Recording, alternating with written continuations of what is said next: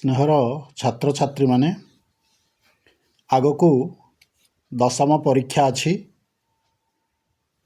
ଏବଂ ବୋର୍ଡ଼ ଦ୍ୱାରା ସଂକଳିତ ପରୀକ୍ଷା ଦର୍ପଣର ଗୋଟିଏ ସେଟ୍ ମୁଁ ଏଠାରେ ଆଲୋଚନା କରୁଛି। ଅବଜେକ୍ଟିଭ୍ ଏବଂ ନିଶ୍ଚିତ ଭାବରେ ଏଇଟା ତୁମକୁ ପରୀକ୍ଷାରେ ସହାୟକ ହେବ।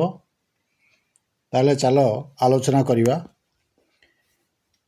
କେଉଁମାନଙ୍କର କୁଟୀର ଯୋଗୁଁ ଉତ୍କଳ ଜନନୀ ପବିତ୍ର ହୋଇଛି? ସଠିକ୍ ଉତ୍ତର ହେବ ଅପସନ୍ ଏ, ଯୋଗୀମାନଙ୍କର। ନିମ୍ନଲିଖିତ କେଉଁ ବ୍ୟକ୍ତି ଉତ୍କଳର ବାଣୀ ଭଣ୍ଡାରକୁ ସମୃଦ୍ଧ କରିଛନ୍ତି? ଜୟୀ ରାଜଗୁରୁ, ଗଙ୍ଗାଧର ମେହେର, ବକ୍ସି ଜଗବନ୍ଧୁ, ଶହୀଦ ଲକ୍ଷ୍ମଣ ନାୟକ। ସଠିକ୍ ଉତ୍ତର ହେବ ଗଙ୍ଗାଧର ମେହେର, ବି। ଦୁର୍ଯ୍ୟୋଧନ କେତେଥର ସିଂହନାଦ ରଡ଼ି ସହିଥିଲେ ଅଜ୍ରାମ୍ବର ହୋଇଥାନ୍ତା? ଥରେ, ଦୁଇଥର, ଚାରିଥର, ତିନିଥର। ସଠିକ୍ ଉତ୍ତର ହେବ ଅପସନ୍ ଡି, ତିନିଥର। 4 ନମ୍ବର ଦେଖିବା।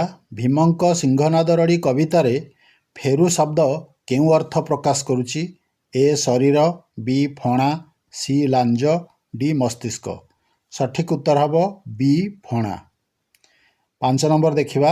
ଚିଲିକାରେ ସାୟନ୍ତନ ଦୃଶ୍ୟ କବିତାରେ କବି ପାପଗର୍ଭ ସହିତ କାହାକୁ ତୁଳନା କରିଛନ୍ତି?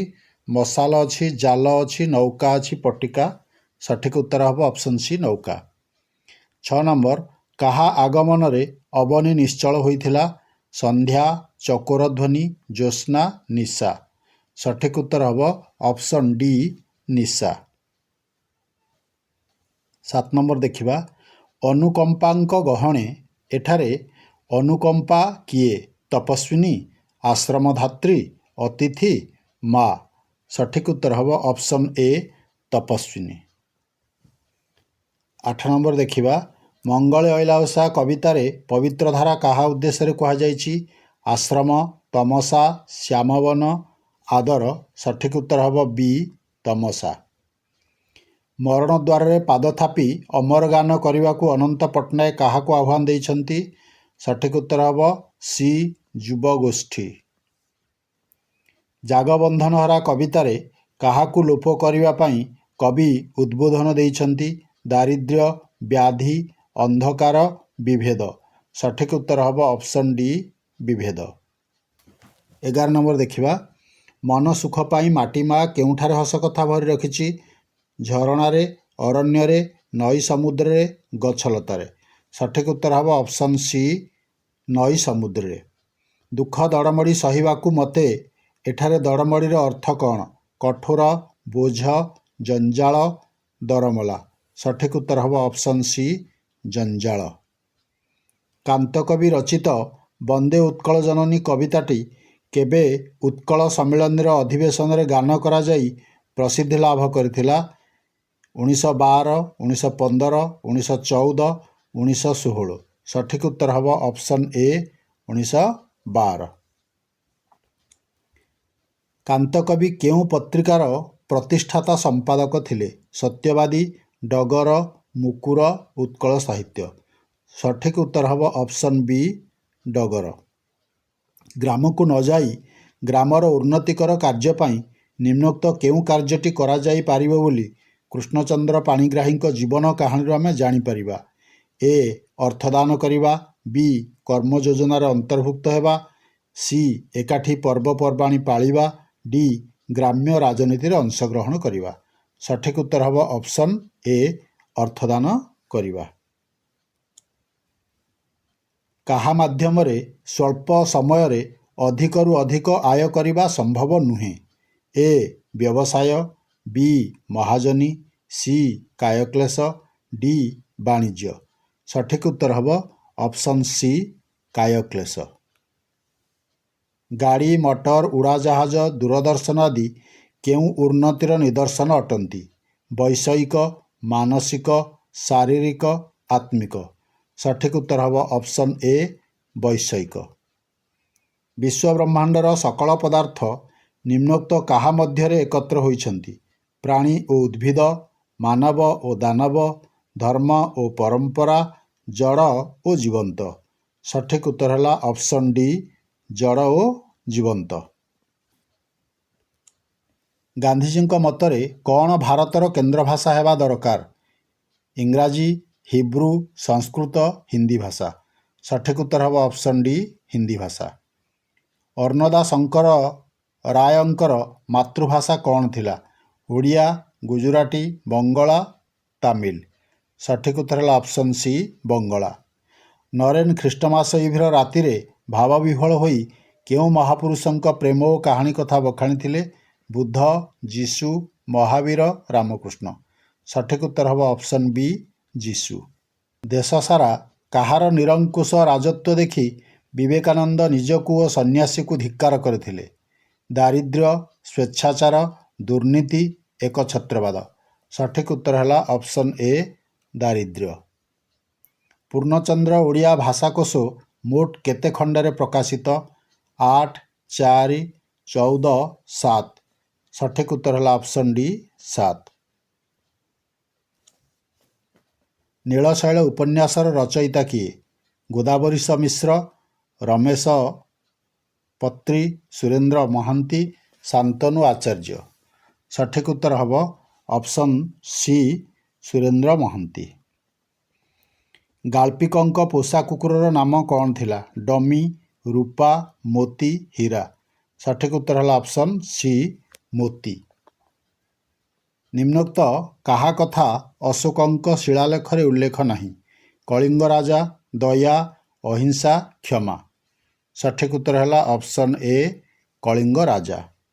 ଅଙ୍ଗଦ ଚୌଧୁରୀଙ୍କ ଆଖି ଆଗରେ କେଉଁ ନଦୀର ପାଣି ହଠାତ୍ ଫୁଲି ଉଠିଲା? ବୈତରଣୀ, ଦୟା, ଭାର୍ଗବୀ, କୁଶଭଦ୍ରା। ସଠିକ୍ ଉତ୍ତର ହେବ ଅପସନ୍ ବି ଦୟାନଦୀ। ଗାଳ୍ପିକ କେଉଁ ବୃକ୍ଷକୁ ଜନନୀର ପ୍ରତୀକ ରୂପେ ବର୍ଣ୍ଣନା କରିଛନ୍ତି? ବଟବୃକ୍ଷ, ଅଶ୍ୱତ୍ଥ, ବେଲବୃକ୍ଷ, ଆମ୍ବବୃକ୍ଷ। ସଠିକ୍ ଉତ୍ତର ହେଲା ଅପସନ୍ ଏ ବଟବୃକ୍ଷ। କାହାକୁ ପ୍ରାଣୀ ଜଗତର ନିୟମ ବୋଲି ନଟବର ବାବୁ କହିଛନ୍ତି? ପଛକୁ ଫେରି ଚାହିଁବା, ଖାଲି ଆଗକୁ ଦେଖିବା, ନିଜ କଥା ଚିନ୍ତା କରିବା, ଅନ୍ୟର ହିତ ସାଧନ କରିବା। ସଠିକ୍ ଉତ୍ତର ହେଲା ଅପସନ୍ ବି ଖାଲି ଆଗକୁ ଦେଖିବା। ଦଶାନନ କାହାକୁ ଦୂତ ରୂପେ ପ୍ରେରଣ କରିଥିଲେ? ଶୁକସାରଣ, ବାଳି ସୁଗ୍ରୀବ, ଅଙ୍ଗଦ ସୁଗ୍ରୀବ, ବାଳି ବିଭୀଷଣ। ସଠିକ୍ ଉତ୍ତର ହେଲା ଅପସନ୍ ଏ ଶୁକସାରଣ। କାହାକୁ ସନ୍ତୁଷ୍ଟ କରିବା ପାଇଁ ରାମ ଦର୍ଭଶୟନ କରିଥିଲେ? ବ୍ରହ୍ମା, ମହାଦେବ, ଅଗ୍ନି, ବରୁଣ। ସଠିକ୍ ଉତ୍ତର ହେବ ଅପସନ୍ ଡି ବରୁଣ। ପ୍ରୀତି ସୁବ୍ରତଙ୍କୁ ଦେଇଥିବା ଚାଉଳ ଭଜାରେ କ'ଣ ପଡ଼ିନଥିଲା? ଲଙ୍କା, ତେଲ, ପିଆଜ, ଲୁଣ। ସଠିକ୍ ଉତ୍ତର ହେଉଛି ଅପସନ୍ ଡି ଲୁଣ ପଡ଼ିନଥିଲା। ସୁବ୍ରତଙ୍କ ଘରକୁ ଯାଇନଥିଲେ ମହାପାତ୍ର ବାବୁ କାହା ପ୍ରତି ଅନ୍ୟାୟ କରିଥାନ୍ତେ? ପ୍ରୀତି, ବେବି, ପୂରବୀ, ଘନଶ୍ୟାମ ବାବୁ। ସଠିକ୍ ଉତ୍ତର ହେଲା ଅପସନ୍ ସି ପୂରବୀ। ଚକାଡୋଳା ହେ ତୁମରି ଇଚ୍ଛା ପୂର୍ଣ୍ଣ ହେଉ, ଏହା କାହାର ଉକ୍ତି ଅଟେ? ଧରମା, ବିଶୁ ମହାରଣା, ନରସିଂହ ଦେବ, ଆଗନ୍ତୁକ।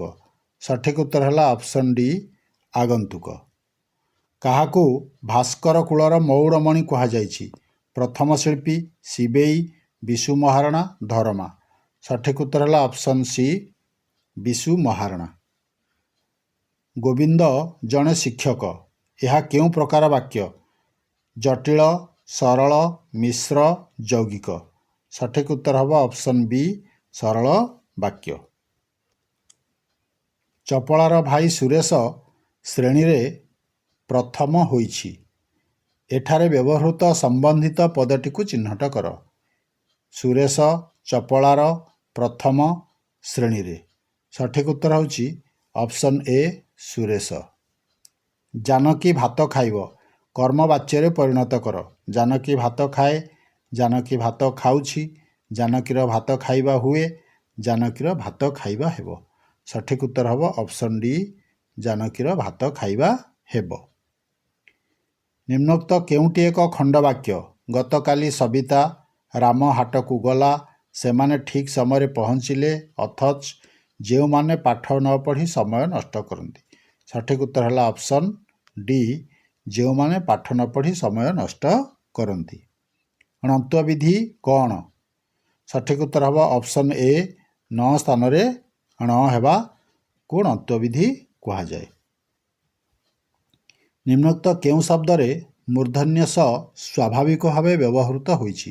ନିଷ୍କର୍ଷ, ଗବେଷଣା, ପ୍ରଦୋଷ, ଦୁଷ୍ପ୍ରାପ୍ୟ। ସଠିକ୍ ଉତ୍ତର ହେଲା ଅପସନ୍ ସି, ପ୍ରଦୋଷରେ ସ୍ୱାଭାବିକ ଭାବେ ମୂର୍ଦ୍ଧନ୍ୟ ସ ହୋଇଛି। ନିମ୍ନୋକ୍ତ କେଉଁଥିରେ ସମାସଗତ ଅଶୁଦ୍ଧି ରହିଛି? ଏକତ୍ରିତ, ସୂର୍ଯ୍ୟପରାଗ, ଅସ୍ତମାନ, ଦିବାରାତ୍ରି। ସଠିକ୍ ଉତ୍ତର ହେଲା ଅପସନ୍ ଡି, ଦିବାରାତ୍ରି। ଶୁଦ୍ଧ ଶବ୍ଦଟିକୁ ଚିହ୍ନଟ କର। ଅନସୂୟା, ଅନୁସୟା, ଅନସୂୟା, ଅନୁସୂୟା। ସଠିକ୍ ଉତ୍ତର ହେବ ଅପସନ୍ ଏ, ଅନସୂୟା, ଦନ୍ତ୍ୟସ୍ୱରରେ ଦୀର୍ଘୋକାର। ଆଖି ରଖିବା, ଏହି ରୂଢ଼ିଟିର ଅର୍ଥ କ'ଣ? ଲୋଭ କରିବା, ଲୋଲୁପ ଦୃଷ୍ଟି ପକାଇବା, ମୋଟାମୋଟି ଦେଖିବା, ଲକ୍ଷ୍ୟ ରଖିବା। ସଠିକ୍ ଉତ୍ତର ହେଉଛି ଅପସନ୍ ଡି, ଲକ୍ଷ୍ୟ ରଖିବା। ଆପ୍ରାଣ ଉଦ୍ୟମ, ଏହି ଅର୍ଥରେ ବ୍ୟବହୃତ ରୂଢ଼ିଟି କ'ଣ? କପାଳ ଲିଖନ, ଜୀବନ ମୂର୍ଚ୍ଛା, ଆକାଶ କୁସୁମ, କାଠିକର ପାଠ। ସଠିକ୍ ଉତ୍ତର ହେଉଛି ଅପସନ୍ ବି, ଜୀବନ ମୂର୍ଚ୍ଛା। ଅଦା ବେପାରୀର ଜାହାଜ ମୂଲ, ଏହି ଲୋକବାଣୀଟିର ଅର୍ଥ କ'ଣ? ଏ ଅନଧିକାର ଚର୍ଚ୍ଚା, ବି ଅସମ୍ଭବ କଥା, ସି ଅତି ବୁଦ୍ଧିଆ, ଡି ବାହାରେ। ସଠିକ୍ ଉତ୍ତର ହେଉଛି ଏ ଅନଧିକାର ଚର୍ଚ୍ଚା। ମଧୁସୂଦନ ଦାସଙ୍କ ରଚିତ ସନ୍ତାନର ଉକ୍ତି କବିତାଟି କେଉଁ ଛନ୍ଦର ଅନ୍ତର୍ଭୁକ୍ତ? ବଙ୍ଗଳାଶ୍ରୀ, ଚୋଖୀ, ଗୁଜରୀ, ରାମକରୀ। ସଠିକ୍ ଉତ୍ତର ହେଉଛି ଅପସନ୍ ଏ, ବଙ୍ଗଳାଶ୍ରୀ। ସିଂହନାଦ ଆସନ୍ତେ ପ୍ରସର ପବନ, ଶବଦେ କମ୍ପୁଅଛି ମୃତ୍ୟୁଜେ ଭୁବନ। ଏଠାରେ କେଉଁ ଛନ୍ଦ ପ୍ରଯୁକ୍ତ? ସଠିକ୍ ଉତ୍ତର ହେବ ଅପସନ୍ ଡି, ଦାଣ୍ଡିବୃତ୍ତ। ପ୍ରକୃତ ବସ୍ତୁରେ ଅପ୍ରକୃତ ବସ୍ତୁର ତର୍କଣା କରାଗଲେ କେଉଁ ଅଳଙ୍କାର ହୁଏ? ସଠିକ୍ ଉତ୍ତର ହେଉଛି ଅପସନ୍ ଏ, ଉତ୍ପ୍ରେକ୍ଷା ଅଳଙ୍କାର। ଖଣ୍ଡ ଖଣ୍ଡ ଧଳା ମେଘ ସୁନୀଳ ଅମ୍ବରେ, ଭାସଇ ବୋଇତ ଯଥା ନୀଳ ସମୁଦ୍ରରେ। ଏଠାରେ କେଉଁ ଅଳଙ୍କାର ପ୍ରଯୁକ୍ତ? ରୂପକ, ଉତ୍ପ୍ରେକ୍ଷା, ଉପମା ଆଉ ଶ୍ଳେଷ। ସଠିକ୍ ଉତ୍ତର ହେଉଛି କ'ଣ? ନା ଉପମା ଅଳଙ୍କାର।